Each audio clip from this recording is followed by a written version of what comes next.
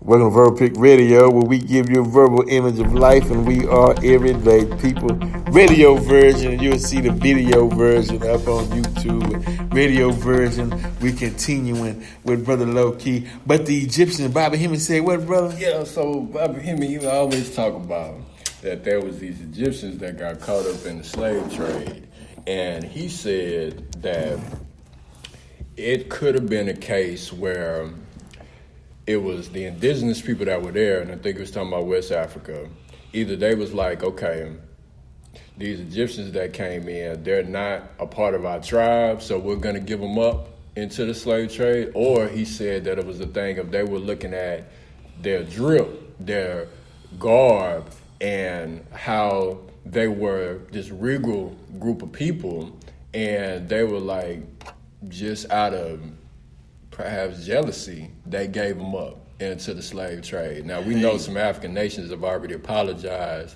I think in particular Ghana and Benin. And I think it was Benin that said that they have gone as far as to say they don't think that the slave trade would have even happened if they hadn't, if they're, the people of the politicians of their nation had given up those slaves in the first place, you know. But nevertheless, when I thought about what O.G. Bobby said, and we were just talking about the Moors and the Moors being Egyptian, I wonder if it was the Moors that he was actually referring to, even though he didn't say the Moor name, but he said Egyptians, because the Moors are known for their drip. They known for, you know, being dressed in silver and gold and jewels and rubies and, you know, all of the riches of Africa. And you know, we know about Mansa Musa, you know, the richest man in all recorded history, you know. Sinbad, all that glory. You feel me? Was about the Moors, and that time that who they was writing the stories about. Mm-hmm. After 1492, you didn't hear too much. Right. Because one thing that's left out of the conversation, and shout out to Mir Kush again, is for this piece, is that the Moors were the first people that was ever enslaved, starting in Mauritania, then coming out of Liberia. And the whole slave trade started in North Africa first, and then it ended up in West Africa, and it started moving southern, you know, in the West. And the first slaves, which were the Moors, were taken to Haiti, you know, which we've talked about before. So that's important to note. And it was also important that was left out of public education in particular, which by and large our people are taught through that particular educational system. That's what taught me from elementary school all the way up until I got to college, when it came to what they were teaching us and what they were purposely not teaching us. It's interesting, though. I wonder if, so the slaves that they sent back to Liberia, to America, I wonder if there's any connection with the first Moors that was enslaved from Liberia. You know, it was a point in history to where they gathered up the blacks that was here and sent them to Liberia. Mm-hmm. Gotta look into that. It might be something significant. I know a little bit about, you know, the whole Liberia thing, and I don't want to misquote the substance of the situation, but that, to my limited understanding on it, like, that's a place where we could still set up shop, and that was perhaps a place that was designated for our people. And there could very well, that would make a whole lot of sense that there would be that connection, because that is where the first group of our ancestors was, in particular, these were Moors who would take it from Liberia and take it over to Haiti. So for, you know, it to be said that that is a place where we can go set up shop, I can understand there being a connection there. Yo, that might be who we need to do business and trade with, and that might put wealth back into Africa. Yeah, but education, though, is much needed, though. Mm-hmm. Education, as far as creating something that's going to evolve in time to keep us up with the times, because that's what happens to a lot of tribes or a lot of towns or countries, is that they don't put the knowledge and the math and science and innovate to create new products or new devices as such to keep up with the modern times. And so time rolls by. I mean, the further they get behind and the further time moves forward, then it creates a situation to where they're starting to fade. They get stagnated, and then once something gets stagnated, it begins to get stale. Then over time, you'll see them just sitting on the stump and just looking. Mm-hmm. They lost that motivational drive to forward themselves into time. Mm-hmm. And the only way you can do that is you got to constantly be studying. I mean, all that vegetation, plant life, rocks, minerals that's on them shores of Africa, it's things that has yet to be discovered that you might can create something of envy, or you might can turn that copper 180 degrees the opposite way and use it for some sort of energy source. I mean, but it's there. You know what I mean? All the elements, everything that we need to survive is right in the earth. Right. So when it comes to education, that reminds me of what I tell my son. Every action is motivated by an incentive. So when I talk to my son, who's 8 years old, Zion, I always talk to him about, and I'm always thinking about what's the incentive to get him to want to learn, because in a child's mind, it's all about video games and having fun. So, I would tell him things like, well, he cares about how the other children, look at him, and, that's coming out of just our character, our persona. Right. And so I'm like, well, if you want to be, powered up, you want to be on a particular level,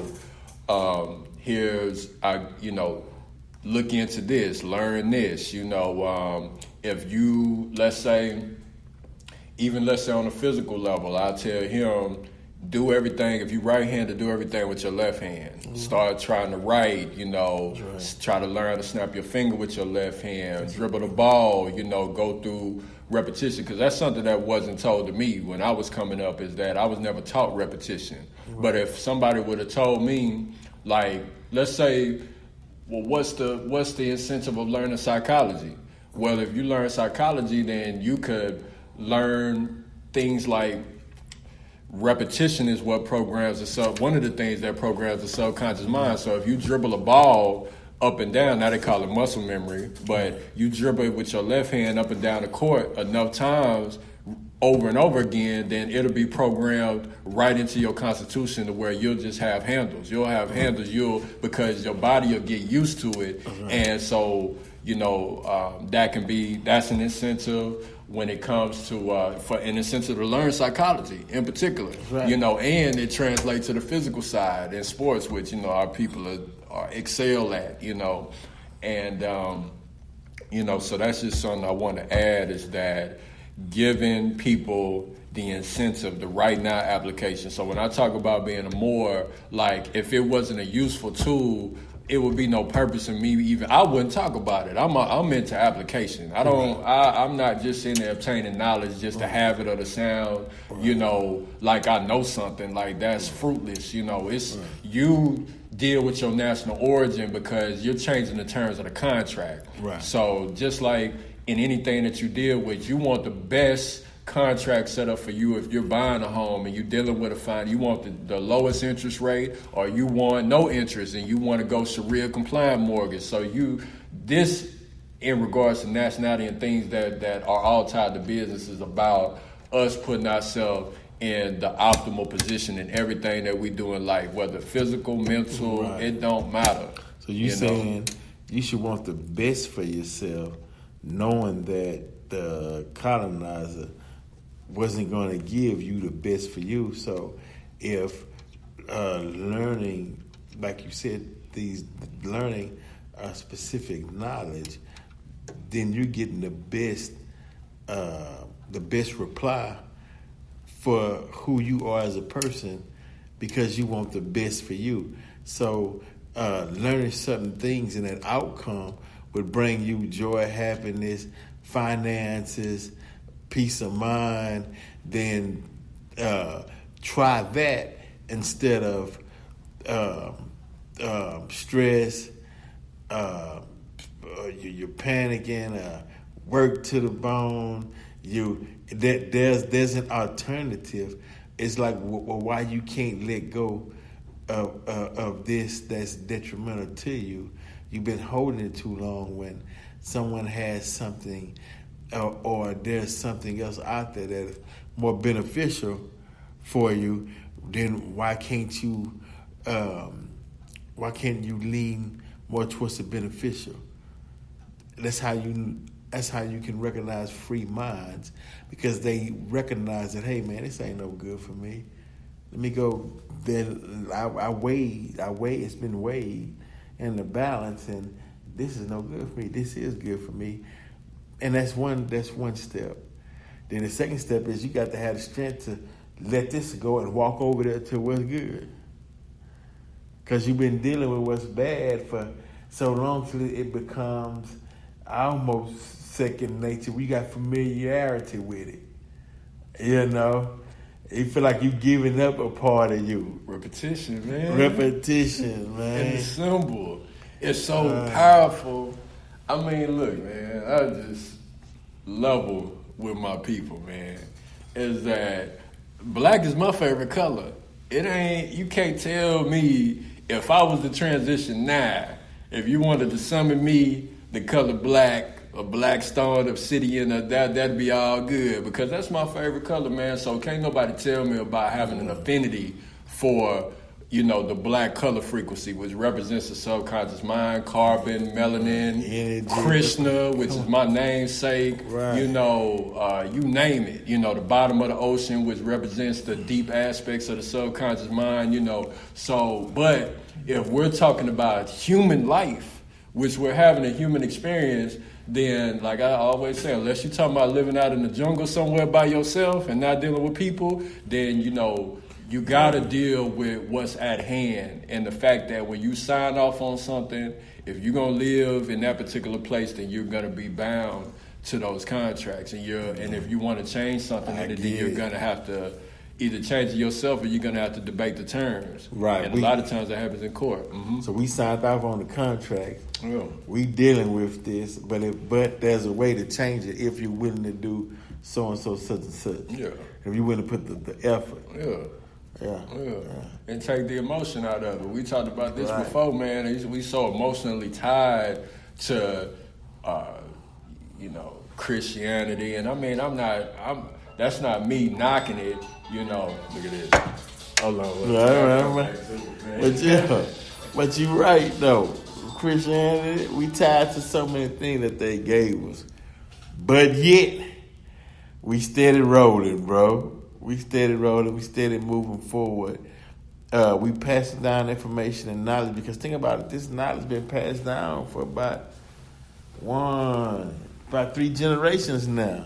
Yeah. And more coming aboard each generation.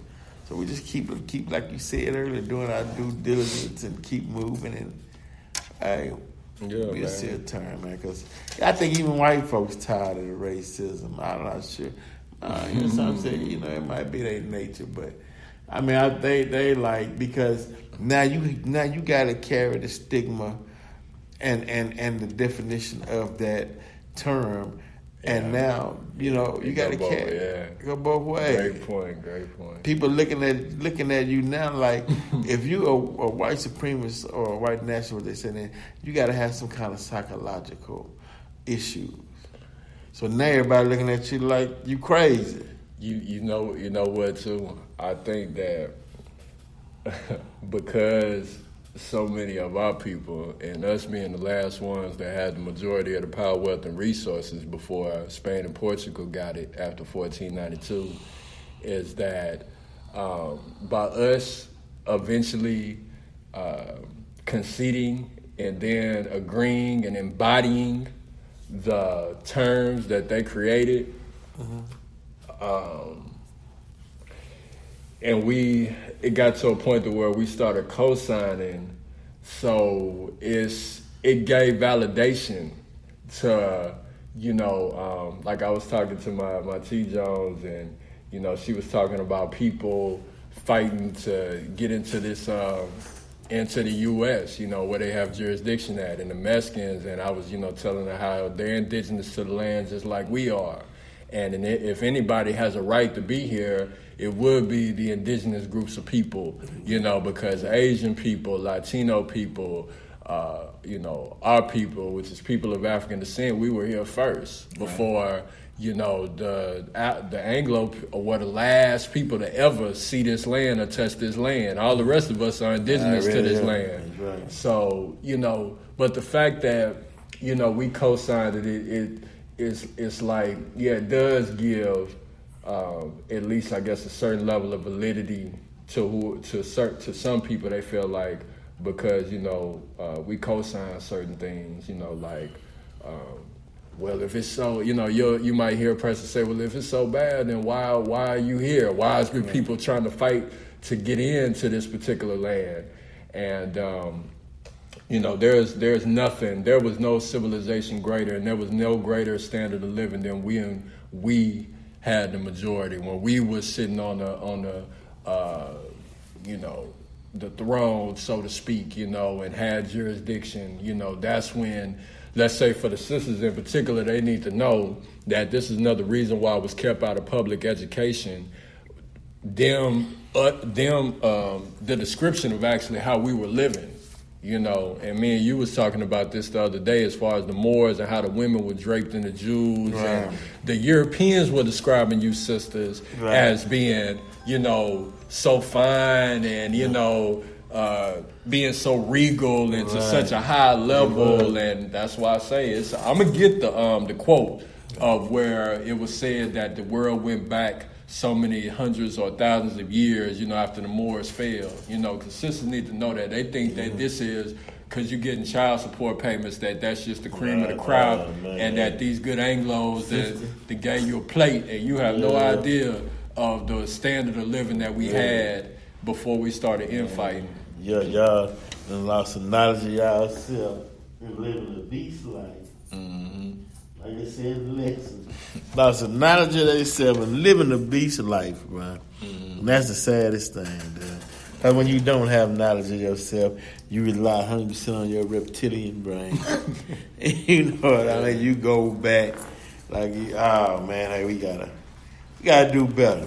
But Verbal Creek Radio, this was the radio portion. We'll keep y'all informed of what's going on, man. Y'all make sure y'all check out Brother Loki and what he got on. Soul of the God is a hit, like the video. Where they can check that out at, bro? Man, just type in Big Brother L and LO-KI, Soul of a God. Check me out on IG, the number 4, LOKI, or more, LOKI, MOOR. And just Google me, baby. We in this thing. Yeah, we are. Yeah.